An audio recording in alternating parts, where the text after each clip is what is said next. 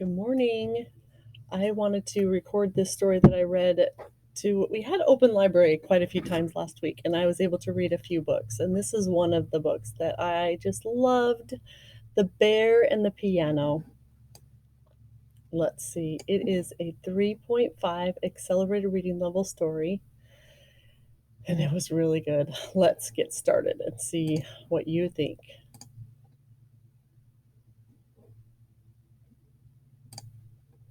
The Bear and the Piano by David Litchfield.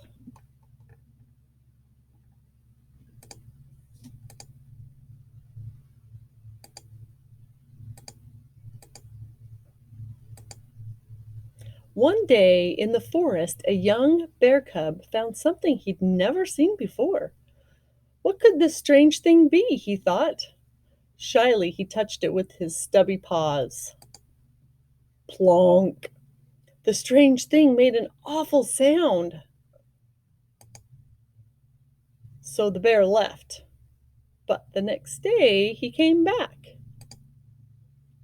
And the day after that, too. And for days and weeks and months and years, until eventually the sound that came from the strange things were beautiful, and the bear had grown big and strong and grizzly. When the bear played, he felt so happy. The sound took him away from the forest, and he dreamed of a strange and wonderful lands.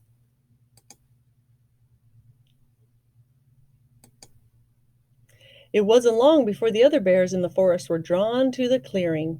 Every night a crowd gathered to listen to the magical melodies coming from the bear and the strange thing. Then one night a girl and her father came across the clearing. They told the bear that the strange thing was a piano and the sounds it was making was music. Come to the city with us, they said. There is lots of music there. You could play grand pianos in front of hundreds of people and hear sounds so beautiful they will make your fur stand on end. The bear knew that if he left the forest, the other bears would be very sad.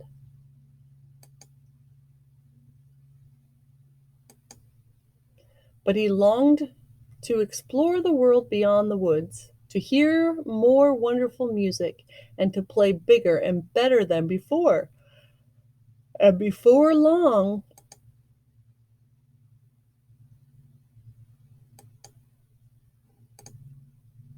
the bear's name was up in the big bright lights in the big bright city. You won't believe your ears or your eyes. Unmissable. He's on Broadway and 58th in New York City. He played sold-out concerts in giant theaters. Every night he performed with such passion and such grace, to wild applause and standing ovations and huge admiration. The bear recorded albums that went platinum. He was interviewed for magazines, he won awards, he met new people every day, and created headlines everywhere he went. Piano Playing Bear is a real smash. Pause for tonight. Bear's World Tour sells out. The city was everything he had hoped it would be, but deep down, something tugged at the bear's heart. He had fame and awards and all the music in the world, but he missed the forest. He missed his old friends. He missed his home. So the bear decided to go back. He speedily crossed the river and excitedly pounded into the forest. He couldn't wait to tell his friends about his time in the city.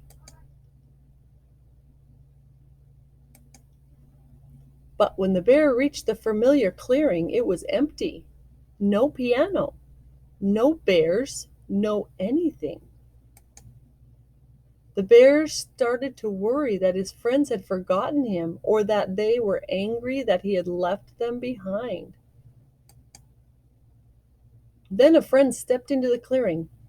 "Hello!" cried the bear. "I'm back. I've missed you so much."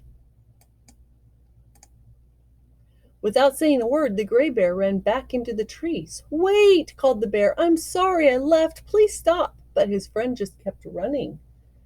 The bear stumbled after him, moving deeper and deeper into the forest until he saw something that made his fur stand on end. Wow, look at that. They have the piano and all the pictures and articles about Bear and his albums, CDs.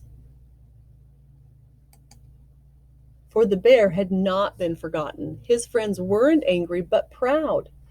The bear realized that no matter where he went or what he did, they would always be there, watching from afar. They had even kept the piano safe in the shade, ready for his return.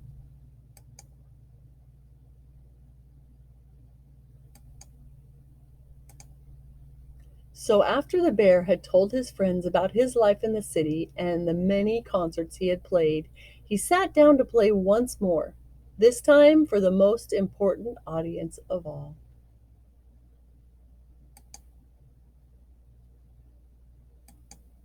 The end.